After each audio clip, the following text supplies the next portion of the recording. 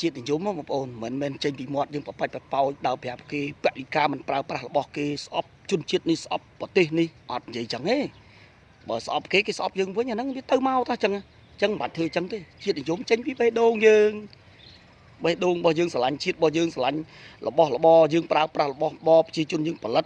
អាហ្នឹងជាតិនិយមហីណាយើងប្រើរបស់យើងឲ្យអស់សមត្ថភាពអ្វីដែលយើងមានអ្វីដែលយើងចាំបាច់ប្រើសប្តាហ៍នេះរបស់ប្រទេសជាតិយើងប្រជាជនយើងផលិតបានយើងប្រើរបស់នៅក្នុងស្រុកយើងអាហ្នឹងក៏ជាតិនិយមមិនមែនបងប្អូនអ្នកមានខ្លះទៅប្រើរបស់គេជាតិនិយមស្រាប់ថាពលិកាមិនចូលចិត្តរបស់ខាងនេះទៅប្រើរបស់ខាងនោះអាហ្នឹងមិនមែនហៅថាជាតិនិយមទេ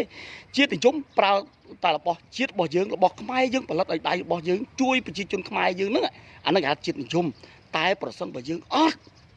អត់មានរបស់អីទេយើងអាច